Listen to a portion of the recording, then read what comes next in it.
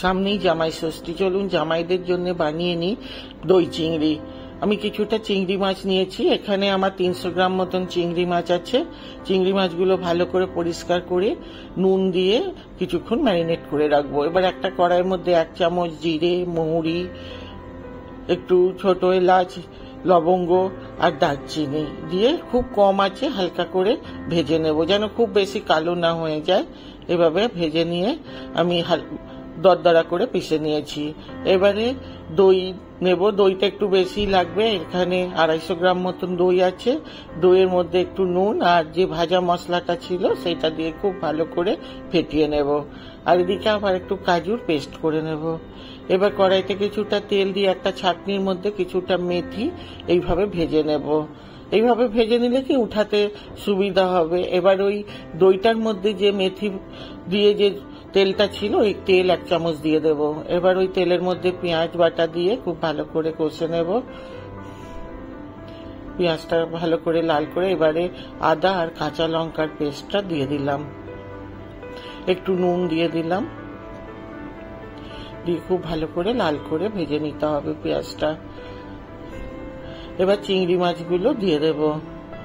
চিংড়ি মাছগুলো হালকা করে ভেজে নেব, খুব বেশি কড়া করে ভাজতে হবে না, সামান্য একটু রং ধরা পর্যন্ত ভেজে নেব।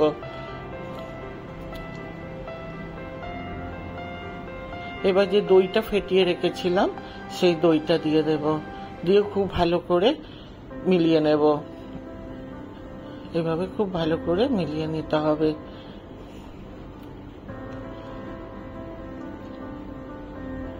তেল ছাড়া পর্যন্ত অপেক্ষা করব, তারপরে যে কাজুটা বেটে রেখে দিয়েছিলাম সেই কাজুটা দিয়ে দেবো। কাজুটা দেওয়ার পর একদম ভালোভাবে নাড়তে হবে, নয়তো কাজু খুব নিচে লেগে যায়।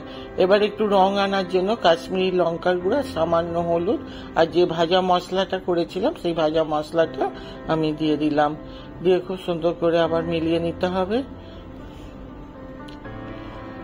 এইভাবে তেল না ছাড়া পর্যন্ত এভাবে কষতে হবে। এইভাবে একবার বানিয়ে জামাইদের এবার দিতে পারেন।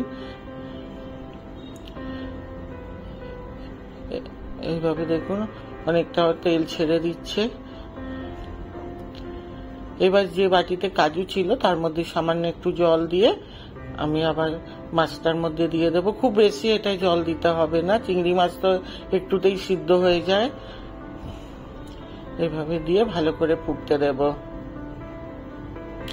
এই মাছটা পোলাও, প্লেন ভাত, ফ্রাইড রাইস সবার সাথেই ভালো লাগবে। এইভাবে বানান একবার। এবারে ওপর থেকে একটু ঘি দিয়ে দেব, দিয়ে এইভাবে ফুটতে দেব আবার একটু। যদি ভালো লাগে আপনাদের এই সময় একটু লাইক করবেন, সাবস্ক্রাইব করবেন ও শেয়ার করবেন, দিয়ে এইভাবে এবার আমি পরিবেশন করব।